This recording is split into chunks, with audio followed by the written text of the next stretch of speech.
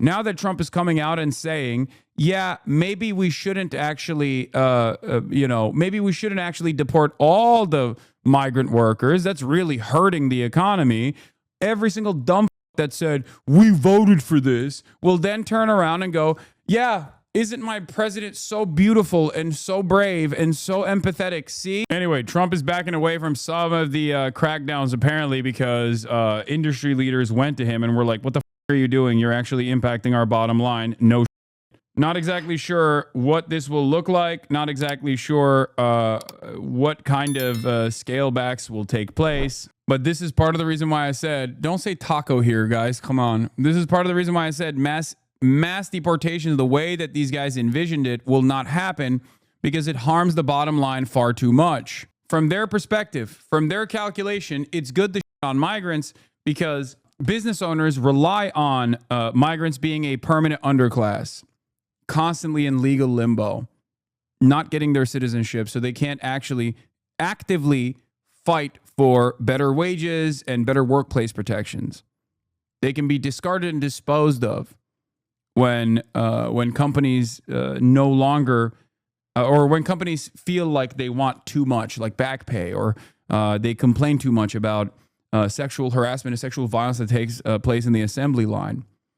And they can just discard of them by calling ICE on themselves, only to turn around and bring in a fresh crop of undocumented migrants. And this means that ultimately the Trump administration is not white supremacist enough to fully go through with full purges of all undocumented migrants in the country, because ultimately the real reason why that white supremacist, white nativist, anti-migrant, anti-immigration agenda, the reason why it's used and utilized is so that capital owners can continue maintaining a crop of undocumented migrants to begin with. It's still ultimately for capital. It's still ultimately for the profit margins. If they were racist enough, like if they were real ass racists, didn't you say this wasn't the case the other stream? No, I have maintained the position that full tilt mass deportation is concentration camps, and it would absolutely destroy the economy.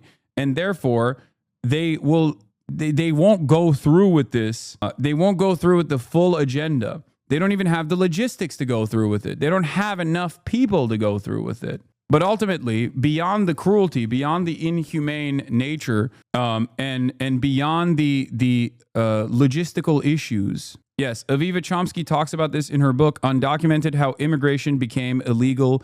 I think it's a really, really important work, and I highly recommend you guys all read it if you have the opportunity. Aviva Chomsky is one of Noam Chomsky's children, for those of you who don't know, but that is exactly what I'm talking about. That is what I'm referencing when I talk about this issue. Immigration, like flows of migration will always happen due to the instability that we cause in the global south and due to climate change. And therefore, we will always have a hyper exploited underclass, a permanent underclass of laborers, but they can only remain a permanent underclass of laborers, which also has the capacity to depress wages for the documented workforce as well, because there's constantly people that will do the same job, if not better, work longer hours for pennies on the dollar, as opposed to the documented American laborer, that they can only maintain this structure as long as there is reactionary sentiment, dehumanization, and no pathway to citizenship for these people, okay? Because if they were to become full-blown citizens, then they would be able to better advocate for their own needs, their desires. They would have better workplace protections. They would not have to constantly worry about being ripped away from their family and loved ones. That's why I always say the real solution to this problem is to expedite and offer conditional amnesty to every single migrant in this country, which is an overwhelmingly popular alternative to mass deportation. If you actually want to improve the wages and living standards of American workers, that is what you're supposed to do. Because the alternative is not real. It's not a real alternative at all. The notion that you are going to set up concentration camps and pack every single migrant into these concentration camps. Did you say conditional amnesty? Yes, I say conditional amnesty, as in like work through people's backgrounds. Like obviously offering a background check in the process of amnesty is the appropriate thing to do. And the reason why I say that is because, and this doesn't mean that there's going to be a tremendous number of criminal. It's not like there aren't a tremendous number of criminals in the population of undocumented migrants. Anyway, let's just watch. First, on immigration, what made you change your mind about targeting in California farmers and people in the hotel and leisure business? Well, we're not targeting. In fact, if you look today, I put out a statement today about farmers. Our farmers are being hurt badly by, they have very good workers. They've worked for them for 20 years. They're not citizens, but they've turned out to be, great. And we're going to have to do something about that. We can't take farmers and take all their people and send them back because they don't have maybe what they're supposed to have, maybe not. And you know what's going to happen and what is happening? They get rid of some of the people because, you go into a farm and you look and people they've been there for 20, 25 years and they've worked great and the owner of the farm loves them and everything else. And then you're supposed... Bro, you know what this reminds me of? This reminds me of the Republicans going, abortion is murder. And then once Roe v. Wade is overturned, turning around and being like, okay, well, maybe murder is fine in cases of incest or in cases of rape or when there's severe harm to the carrier's life. And basically winding their way back down to the position that already existed with abortion protections. Obviously, it's not the same for every state, and it's still awful for many red states. But like this is exactly the same thing that's happening. It's like, oh, we're doing mass deportation. We are going to go after every single migrant. We're gonna do concentration camps. It's gonna be awesome. Only to turn around and be like, okay, I guess not all of the people that we're deporting are criminals, because there aren't that many undeported criminals that are undocumented migrants to begin with, because obviously when someone does a crime on U.S. soil, they get prosecuted. The idea that the Biden administration was simply letting undocumented migrants go after doing heinous crimes is so psychotic. It was never real. And the Democrats couldn't even defend that on principle for some weird reason. But it's just like they're just unwinding back to the previous position, but tens of thousands of lives are harmed along the way because these treat human beings like numbers. Like it's just simply a pawn. It's simply a pawn for a political message that you want to defend. Supposed to throw them out, and you know what happens? They end up hiring the people, the criminals that have come in, the murderers from prisons and everything else. So we're going to have an order on that pretty soon, I think. We can't do that to our farmers, and leisure too, hotels. We're going to have to use a lot of common sense on that. And my other question about the Middle East.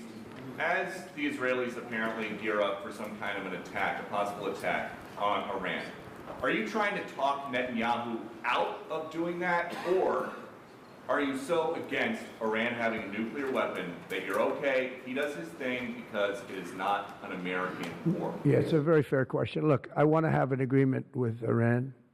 We're fairly close to an agreement. We are fairly close to a pretty good agreement. It's got to be better than pretty good, though, but it's got to be... This is very similar to the right-wing H-1B debate earlier this year. Yes, it is. It's identical. So much of the immigration issues are just completely constructed, hysteric narratives that are not born out of any sort of real vulnerability or any sort of real issue. It's simply just a made-up problem. That's why I always ask people, like, have you ever met an undocumented migrant?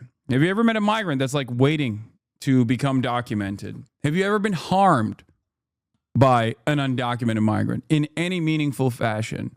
Do you know how many people around you are migrants, documented and undocumented? It's a meme, but this TikTok basically perfectly demonstrates like the Christian hypocrisy of it as well. I can't believe I'm going to point to TikTok here, but hold on, let me see. I want to show this to you because I reposted it.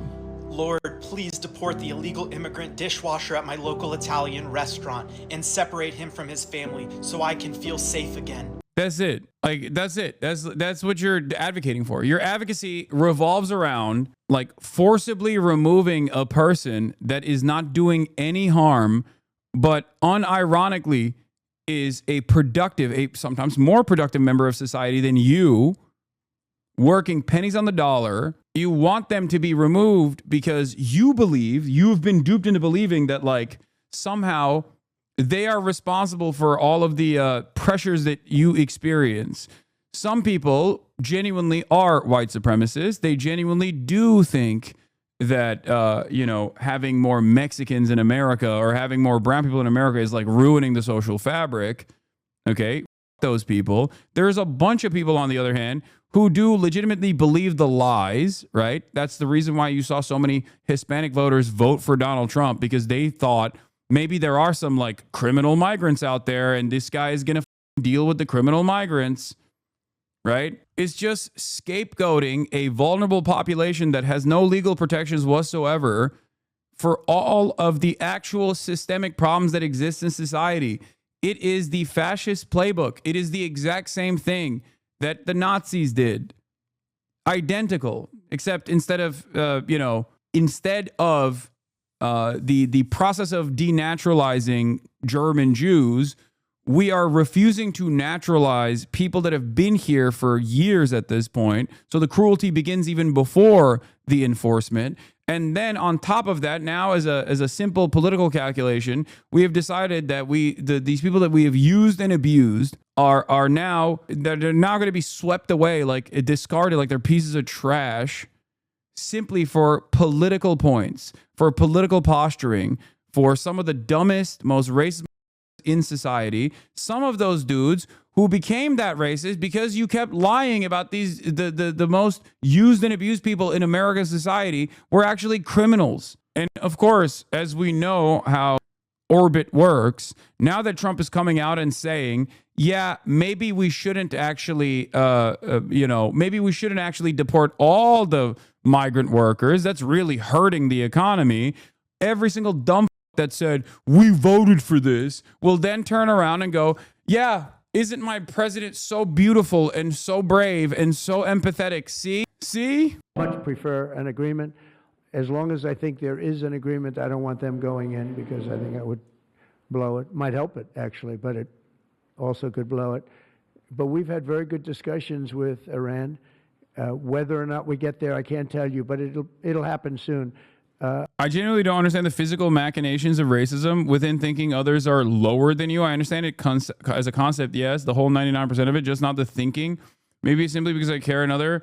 No, first of all, I totally get it. No, it's the most effective way to make people make inferiority complex adult people feel superior. That's it. As long as there's someone beneath you, as long as there's someone you can dominate, you forget who actually controls your existence. It's divide and conquer. It's the easiest method of all time. It is the most successful method of control. You feel inferior. You feel like you're over. You feel like you're not getting what you deserve. You have no control over your life. You go to work and you make money for a boss you'll never see. Your manager, working at the behest of your boss, tells you what you can and can't do. You spend 80% of your adult life in this structure. You despise everything that's going on. You have no free time. You have no disposable income. You have no savings, right? Everything is more and more expensive. You don't even have the opportunity to meet a girl and maybe get married, maybe have children, all of those things, or own a home. All those things that you thought you would get, you are no longer getting. You're angry all the time. But as long as there's someone that people in positions of power can point to say, this is the reason why you're angry, it's because undocumented migrants are bad, you can at least feel a little bit more self-assured, a little bit more comfortable, a little bit like, hey, as long as there's someone beneath me, I'm doing all right. That's it. my primary responsibility, my primary goal is to explain to people, to those who will listen, to those who will exhibit charitability here, that it is not the undocumented migrant that's you over. It's your bosses. It's your landlord. It's those with power in society, those who own capital. The marginal amount of capital that you own in the form of a 401k is only making you feel like you're invested in the stock market and the success and the continuation of super profits for mega corporations, when in fact, the system that we have designed with endless greed of capital owners in mind is the same system that refuses to give you the amenities that you deserve, the amenities that everyone deserves, the amenities that we could certainly for in this country. It's the wealthy on the planet.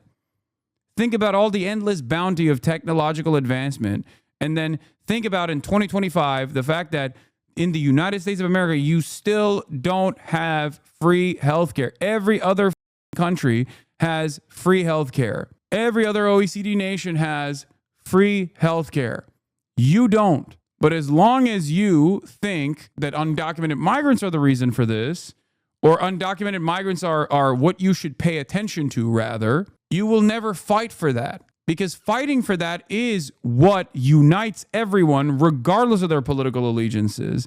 Fighting for things like that is the most terrifying prospect for capital owners, for those who actually seek to turn super profits out of privatizing healthcare, creating a structure of for-profit healthcare.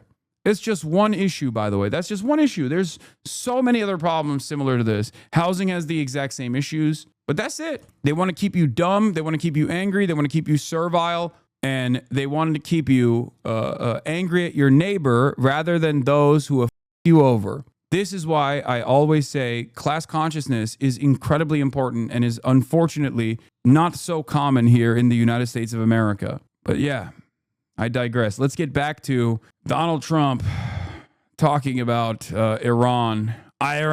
Soon. I say this, Peter, very strongly. They can't have, whether it's going in or not going in, they can't have a nuclear weapon. I'd prefer the more friendly path.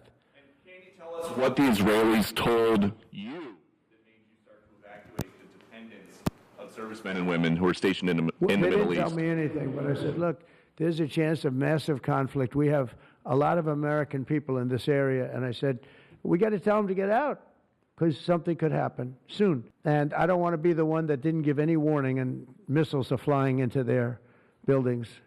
It's possible. So I had to do it. You know, I had the choice. Do I do it or not? Doing it has its downside, but it also has its upside. Like, you're going to save a lot of lives if it should happen. Hopefully that doesn't happen, right? Thank you. Mr. President, for Americans that are coming to Washington on Saturday for military break, It's going to be a great day. what would you like folks to take away from that day? What would you hope that they would remember? And also, Mr. Great President, our country is, and how strong our military is. We have the strongest military in the world. You know, it's very interesting. 3 weeks ago, it was the end of world anniversary, end of World War II.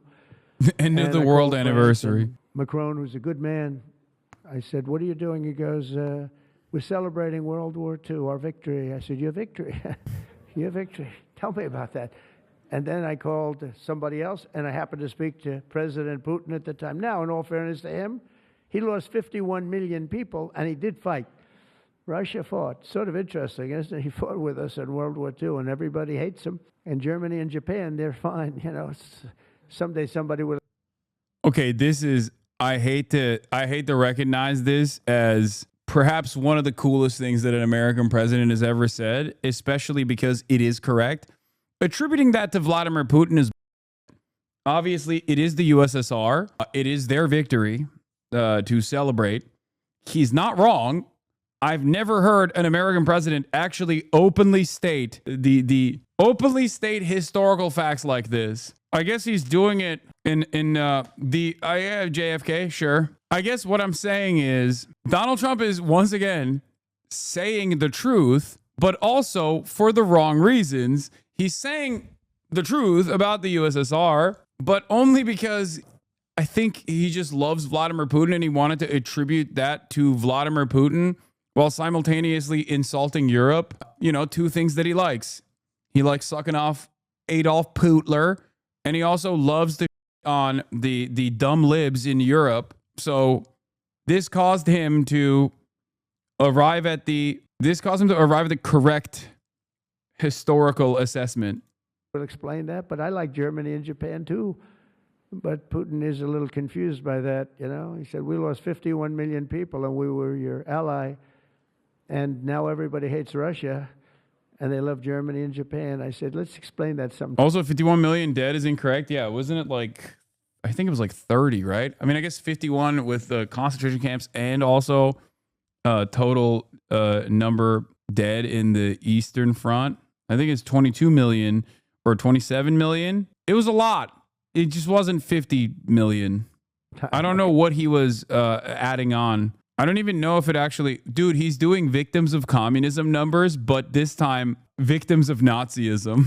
He's like, that's right, Nazi Germany killed 100 billion Russians in the USSR. I have the numbers. He's doing... Here it is, Black Book of Fascism. Folks, believe me, JD Pandan, you already know I got the Black Book of Fascism right here. They're calling it the reverse Gulag Archipelago. This time it's a former Nazi. He wrote it. He wrote about the crimes of the Nazis. He talked about how many children would have been born in the USSR and added it on to the collective total of dead. I like this number. 100 gorillion. Okay, but it's a strange world. But I will say this: look, I want them to go away saying how great our country is and how great our military is. And I was making all these calls. For some reason, I spoke to like 4 different places. Sir, are you celebrating? Yeah, that's the other thing. Like, not all of the USSR casualties were not Russian. But you know, that's another thing. Also, Vladimir Putin had nothing to do with World War II. Obviously, he's not. He wasn't around. We won World War II and World War I, right? We won them. And yet we're the only country that doesn't celebrate. Everybody's celebrating except us. And I said we should celebrate too.